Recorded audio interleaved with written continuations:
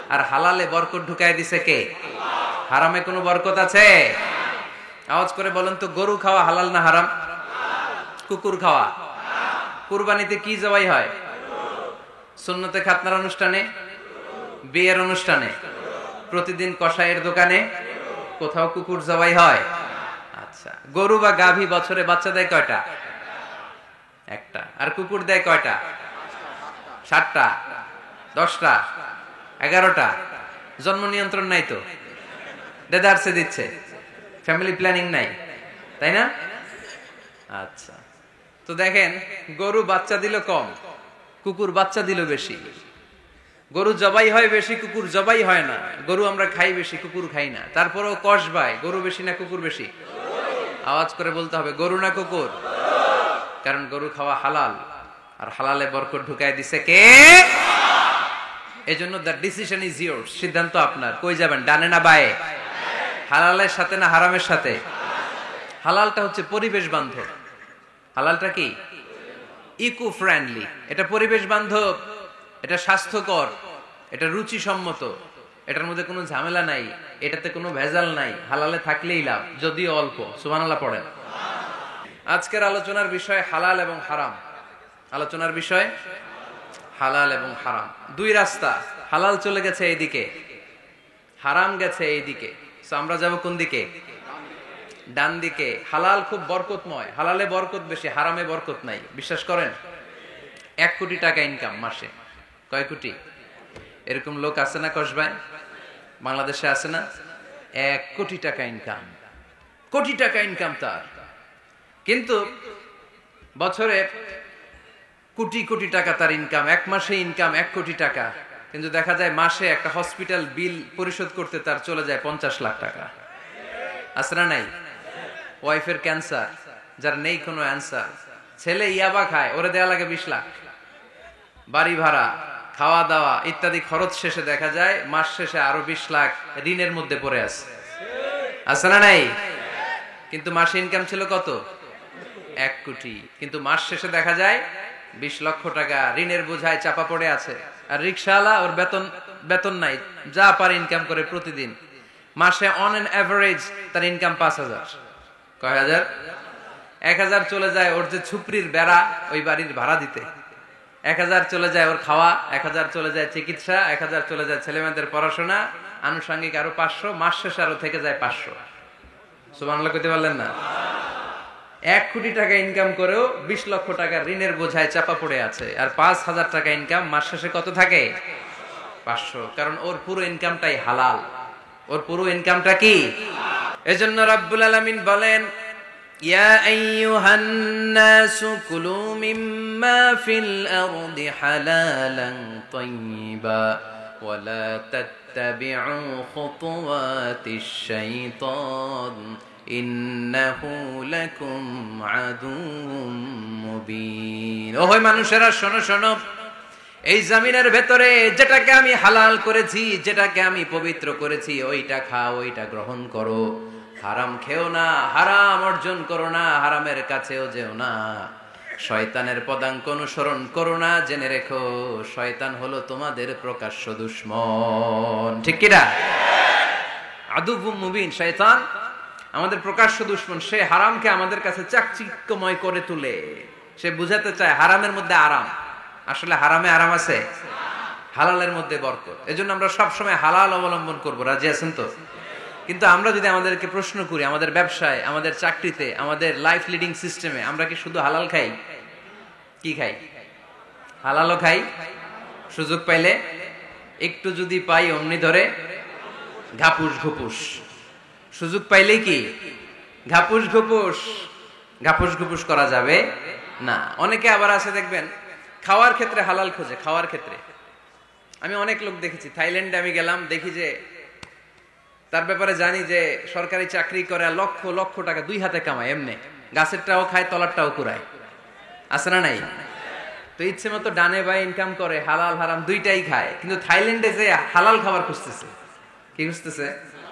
ওখানে যে জিজ্ঞেস করে যে এই দোকানে কি পর্ক আছে? পর্ক থাকলে খাবো না। পর্ক মানে হচ্ছে শুকরের চর্বি। শুকরের গোশত বা চর্বি মিশানো কোনো খাবার উনি খাবে না, কারণ এটা হারাম। আর ঘুষ যে খায় এটা খুব হালাল। এরকম ডাকাইত আছে না নাই? তাহলে আমাদের মুসলমানদের সবচেয়ে বড় সমস্যা হচ্ছে আমরা খাওয়ার ক্ষেত্রে হালাল খুঁজি, কিন্তু ইনকামের ক্ষেত্রে ওই জিনিসটা খুঁজি না। এরকম আছে না নাই? না। Your food should be halal, your drinks should be halal, your income should be halal, your dress up, your fashion should be halal, and your entertainment should be halal. আপনার পোশাক হতে হবে হালাল, আপনার খাদ্য হতে হবে হালাল, আপনার উপার্জন হতে হবে হালাল, আপনি যে বিনোদন করছেন এই বিনোদনটাও হতে হবে হালাল। চিল্লায় বলেন ঠিক কিনা? হালাল বিনোদন লাগবে, হালাল ড্রেস আপ লাগবে। ছেলেরা কি স্বর্ণ পড়তে পারবে? ছেলেরা কি সিল্কের জামা পড়তে পারবে? আমরা সিল্কের জামা পরি না, এটা আমাদের জন্য হারাম করেছে কে? ছেলেরা জুয়েলারি পড়তে পারবে? গলায় চেন পড়তে পারবে? হাতে ব্রেসলেট দিতে পারবে? আছে না নাই? এখানেও অনেকের আছে না নাই? দেয়া যাবে? অনেক ছেলে দেখবেন আবার কানের মধ্যে ছিদ্র করে, কসবায়, মাশাআল্লাহ এগুলা নাই। আমি বাঁচায় দেওয়ার জন্য কইলাম নাই, আবার ওরা কয় আছে। আছে আছে না, এগুলো করা যাবে? দাড়িতে চুলে কালো রং দেয়া যাবে? এটা ধোঁকাবাজি। এটা কি? মান গাশশানা ফালাইসা মিন্না। আল্লাহর হাবিব সাল্লাল্লাহু আলাইহি ওয়াসাল্লাম বললেন, the person who deceives us he is not among আস। যে আমাদেরকে ধোঁকা দেয় সে কখনো আমার উম্মত হতে পারে না। মদিনার খেজুরের বাজার ভিজিট করতে গেলেন আল্লাহর হাবিব সাল্লাল্লাহু আলাইহি ওয়াসাল্লাম, অডিট করতে গেলেন। যে খেজুরের স্তূপের ভেতরে আল্লাহর হাবিব সাল্লাল্লাহু আলাইহি ওয়াসাল্লাম হাত ঢুকায় দিলেন, ঢুকায় দিয়ে দেখলেন ভিতরে পানি, উপরে শুকনা খেজুর, ভিতরে ভিজা খেজুর। আল্লাহর হাবিব সাল্লাল্লাহু আলাইহি ওয়াসাল্লাম বললেন, ঘটনা কি? ভিজা কেন? ব্যবসায়ী বলতেছে বৃষ্টি হয়েছিল। কি হয়েছিল? তো বৃষ্টি হইলে তো তার নমুনা সব জায়গায় থাকবে। তখন আল্লাহর হাবিব সাল্লাল্লাহু আলাইহি ওয়াসাল্লাম দাঁড়িয়ে বলেছিলেন, খবরদার, মান গাশশানা ফালাইসা মিন্না। যে আমাদেরকে ধোঁকা দেয় সে আমাদের দলভুক্ত হতে পারে না। এজন্য আমরা যেন কাউরে ধোঁকা না দেই, আমরা যেন হারামের সাথে সম্পর্ক জুড়ে না দেই। আমাদের সম্পর্ক হবে হালালের সাথে। চিল্লায় বলতে হবে কিসের সাথে? আজকের মাহফিলটা তখনই সার্থক হবে যখন এই কথাগুলো শুনে আমরা এই সিদ্ধান্তে উপনীত হতে পারবো যে আমার ফুড, আমার ড্রিঙ্কস, আমার ইনকাম, আমার ড্রেস আপ, আমার এন্টারটেইনমেন্ট, আমার সবকিছু হালাল দিয়ে আমি সাজাবো।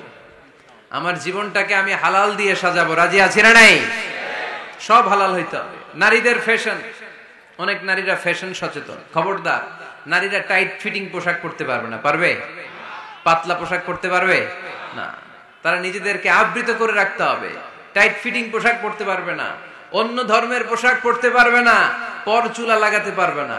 এই ফোর কর্নার্স, এই বর্ডার গুলো মেনে নারী যে কোনো ধরনের ফ্যাশন নিতে পারে। এই ফ্যাশন গুলোকে বৈধ করেছে কে?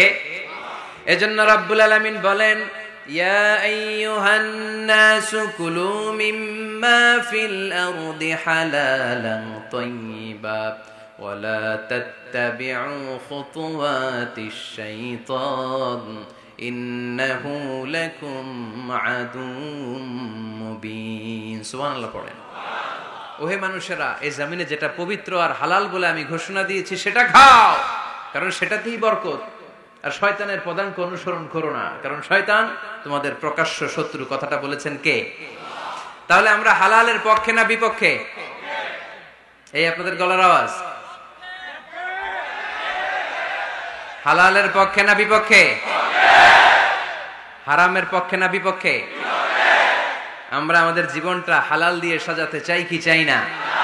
কারণ হালালে বরকত ঢুকায় দিছে কে? কিভাবে আপনার জীবনের প্রতিটি অঙ্গনকে হালাল দিয়ে সাজাবেন? কিভাবে এই হারাম থেকে বেঁচে থাকবেন? এর কিছু মূলনীতি আছে, some principles, you have to follow it. এই প্রিন্সিপাল গুলা যদি খেয়াল করেন তাহলে হালাল দিয়ে জীবন সাজানো সহজ। আর এই প্রিন্সিপালে, মূলনীতিতে যদি ভেজাল লাগাই দেন তাহলে সব জায়গায় ভেজাল আছে না নাই? আজকে এই চমৎকার দুপুরে আমরা হালাল হারামের মূলনীতির ব্যাপারে কয়েকটি কথা শুনে বিদায় নিব ইনশাআল্লাহ। পড়েন। হালাল এবং হারামের প্রথম মূলনীতি হচ্ছে আল আসলু ফিল আশিয়াই আল ইবাহা।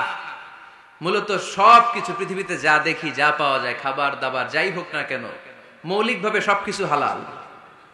যুবক ছেলেরা বুঝে যাও, কান দুটো খরগোশের কানের মতো খাড়া করো।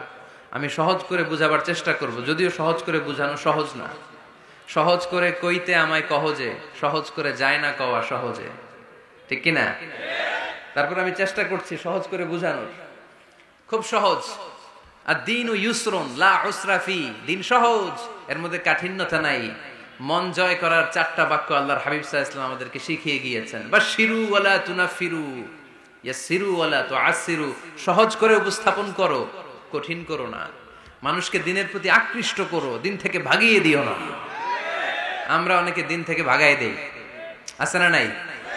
এক ছেলে হিন্দু হইছে, হিন্দু থেকে মুসলমান হইছে, আগে ছিল হিন্দু, এখন দেখে এই ছেলেরে কি সুন্নি মুসলমান বানাবে, না ওয়াহাবি বানাবে, না আহলে হাদিস বানাবে, না হানাফি বানাবে, এই নিয়ে কিলাকিলি আছে না নাই? আহা কি বিপদ! সে আগে হিন্দু আছিলাম, এটাই তো ভালো আছিলাম। মুসলমান হওয়ার পরে এর ভয় দেখানো শুরু করছে, এই খবরদার, নামাজ রোজা যাকাত হজ সব লাগবে, হারাম খাওয়া যাবে না, এটা নাই ইসলামে, এটা নাই, ওইটা নাই, ওইটা নাই, হিন্দু কইতেলে আমিও নাই। খবরদার, আল্লাহ ছাড় দিতে চায়, মৌলবীরা ছাড় দেয় না, আছে না নাই? তো আমরা যেন কঠিন না করি। হালাল হারামের প্রথম মূলনীতি হচ্ছে basically everything in this world is হালাল। এই পৃথিবীতে যা আছে সবই হালাল। সব কি? সব হালাল, সব হালাল, সবই হালাল, অল্প কিছু হারাম। সুবহানাল্লাহ পড়েন। যদি এমন হইতো এই পৃথিবীতে যা আছে সবই হারাম, অল্প কিছু হালাল, খুব ভালো হইতো, তাই না? সুবিধা হইতো আমাদের। তা আমাদের সুবিধা করে দিলেন কে? সুবহানাল্লাহ পড়বেন না? বেসিকলি এভরিথিং ইজ হালাল। পৃথিবীর সব কিছু হালাল। আপনারা যদি কেউ কিছু বলে যে এটা কি হালাল না হারাম, আপনি হুট করে বলবেন আগে বলবো হালাল, যদি হারামের দলিল পাওয়া যায় তখন বলবো হারাম, ঠিক কিনা? আমাকে যদি বলেন এটা হালাল না হারাম, আমি যদি বলি হালাল, আপনি যদি বলেন দলিল দেন, এটা আপনি ভুল বলবেন। কারণ কোনো কিছু হালাল করতে হলে দলিল লাগে না। কোনো কিছুকে হালাল বলে সাব্যস্ত করতে দলিল লাগে না। হারাম বলে যদি সাব্যস্ত করতে চান তখন দলিল লাগবে, তাও তেনা পেছানো দলিল দিয়ে হবে না, যেন তেন দলিল দিয়ে হবে, অকাট্য দলিল। এটাকে বলে আল আদিল্লা আল কাতঈয়া। অকাট্য দলিল লাগে কোনো জিনিসকে হারাম সাব্যস্ত করতে হলে। তাহলে এই যে আমাদের জন্য আল্লাহ সহজ করে দিলেন, সবকিছু বেসিকলি হালাল, যতক্ষণ না এটা হারাম হওয়ার ব্যাপারে দলিল পাওয়া যায়। এজন্য হারাম হারাম জিকির না করে জিকিরটা চেঞ্জ করে করতে হবে হালাল হালাল। কথা বলেন ঠিক কিনা? জিকির দুই ধরনের আছে। জিকির কয় ধরনের? একটা জিকির হচ্ছে হারাম হারাম হারাম, এক দলের কাছে সবই হারাম। একটা সময় এদেশের কিছু আলেম সমাজ ইংরেজিকে হারাম বলতো, ইংরেজি শিক্ষা করাকে কি বলতো? সময়ের বিবর্তনে এটা এখন হালাল। এখন এটা কি হালাল। একটা সময়ে আলেম সমাজের কিছু অংশ রাজনীতি করাকে হারাম বলতো, কথা কি বুঝতেছেন? এখন এটা কি হালাল হয়ে গেছে। ইসলামী ব্যাংকিং কে হারাম বলতো একটা সময়, যে না কোনো ফিনান্সিয়াল ট্রানজাকশন এই সিস্টেমে ব্যাংকিং এটা ইসলামে জায়েজ না, এটা হারাম হারাম। কারণ ওদের জিকির কি? কথা কয় না? হারাম হারাম হচ্ছে এদের জিকির। একটা সময় ইসলামিক ব্যাংকিং হারাম ছিল, এখন এটা কি হয়ে গেছে? তার মানে এখনো অনেক কিছু এদের কাছে হারাম। সময়ের বিবর্তনে, কালের আবর্তনে এদের মুখ দিয়ে এগুলো একদিন হালাল হয়ে বের হবে। চিল্লায় বলেন ঠিক কি না? এজন্য এই পৃথিবীর সবকিছু মূলত হালাল, যতক্ষণ না হারাম হওয়ার ব্যাপারে দলিল না পাওয়া যায়। হারাম করতে হলে দলিল লাগে, হালাল বানানোর জন্য দলিল লাগে না। আবার যেন তেন কোনো দলিল দিয়ে, ঠুনকো কোনো দলিল দিয়ে কোনো জিনিসকে হারাম করা যায় না। হারাম করতে হলে অকাট্য দলিলের প্রয়োজন হয়। কথা বুঝতে পেরেছেন? প্রথম মূলনীতি ক্লিয়ার সবার কাছে? আল্লাহর হাবিব সাল্লাল্লাহু আলাইহি ওয়াসাল্লাম বলতেন হালাকাল মুতানাত্তিউন, যারা মুতানাত্তিউন তাদের ধ্বংস, তাদের উপর আল্লাহ লানাত।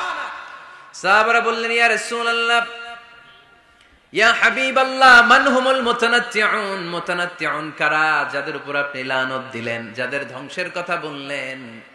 বিশ্বনবী বললেন আল্লাহর দেয়া হালাল বিষয়কে যারা সমাজের মধ্যে হারাম বলে প্রচার করে তারাই হলো সমাজের মুতানাত্তিউন। নাউজুবিল্লাহ পড়েন। قل من حرم زينة الله التي أخرج لعباده والطيبات من الرزق।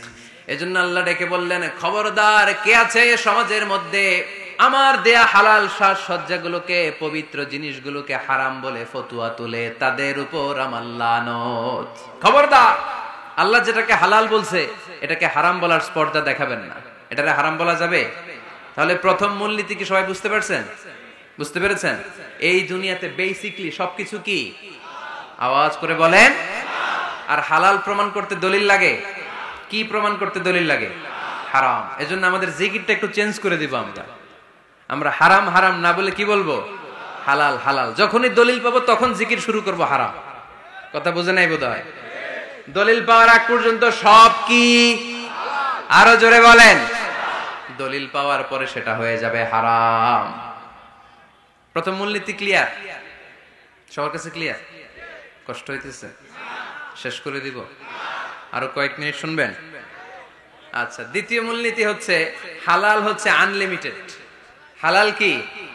কথা বলেন। আনলিমিটেড। আর হারাম হচ্ছে লিমিটেড। হারাম হচ্ছে সসীম, হালাল হচ্ছে অসীম। হালাল গুণে শেষ করা যায় না, কিন্তু হারাম গুণে শেষ করা যায়। সুবহানাল্লাহ পড়তে পারলেন না? যদি এমন হইতো হারাম আনলিমিটেড, সবই হারাম, আর হালাল হচ্ছে লিমিটেড, হালাল গুণা যায়, এমন যদি হইতো আমাদের জন্য কঠিন হয়ে যেত না? আমাদের জন্য এটাকে সহজ করে দিলেন কে? দেখেন কোরআনে যত জায়গায় আল্লাহ হালালের ঘোষণা দিয়েছেন, আল্লাহ ব্যাপকভাবে দিয়েছেন। আল্লাহ বলেছেন উহিল্লা লাকুম বাহিমাতুল আনআম, এই পৃথিবীতে যত গবাদি পশু আছে সব খাওয়া হালাল, ইল্লা মা ইউতলা আলাইকুম, তবে হাতে গোনা অল্প কয়েকটা ছাড়া, যেগুলো এখনই তোমাদেরকে তেলাওয়াত করে শোনানো হবে। পড়েন সুবহানাল্লাহ। আবার আল্লাহ বললেন উহিল্লা লাকুম সাইদুল বাহরি ওয়া তাআমু, সাগরের মধ্যে যত প্রাণী পাওয়া যায়, মাছ পাওয়া যায়, কাঁকড়া পাওয়া যায়, সব খাওয়াকে হালাল করে দিলেন কে? সাগরে যত ধরনের প্রাণী আছে, কাঁকড়া বলেন, তিমি বলেন, যা বলেন, সব হালাল, হাতে গোনা অল্প কয়েকটা ছাড়া। সুবহানাল্লাহ পড়েন। তার মানে যখনই আল্লাহ তাআলা হালালের ঘোষণা দেন, আল্লাহ তাআলা এটাকে ব্যাপকভাবে ঘোষণা দেন। আর যখনই আল্লাহ হারামের ঘোষণা দেন কোরআনের ভেতরে, তখন আল্লাহ গুনে গুনে দেন। কিভাবে দেন? হুররিমাত আলাইকুমুল মাইতাতু ওয়াদ-দামু ওয়া লাহমুল খিনজির ওয়া মা উহিল্লা লিগাইরিল্লাহি বিহি ওয়াল মুনখানিকাতু ওয়াল মাওখুযাতু ওয়াল মুতারাদ্দিয়াতু ওয়ান নাতিহা, গুনে গুনে দিবেন। সুবহানাল্লাহ পড়ে। যখন আল্লাহ বললেন হালাল, তখন বললেন চার পাওয়ালা যত জন্তু আছে হালাল, অল্প কয়েকটা ছাড়া। যখন ঘোষণা দিলেন হালালের, আল্লাহ বললেন সাগরের ভেতরে যত প্রাণী পাওয়া যায় সব খাওয়া হালাল, অল্প কয়েকটা ছাড়া। কিন্তু হারামের ঘোষণা যখন আল্লাহ কোরআনে দিলেন, তখন ব্যাপকভাবে দেয় নাই, গুনে গুনে দিছেন। রক্ত খাওয়া হারাম, মরা প্রাণী খাওয়া হারাম, শূকর খাওয়া হারাম, আল্লাহর নাম ছাড়া অন্য কোনো নামে বলি দেওয়া হয়েছে এরকম প্রাণী খাওয়া হারাম, সিংহের গুতা খায় কোনো প্রাণী মারা গেছে ওইটা হারাম। এরকম গুনে গুনে অল্প কয়েকটা হারাম, বাকি সব কিছুকে আমাদের জন্য হালাল করে দিয়েছে কে?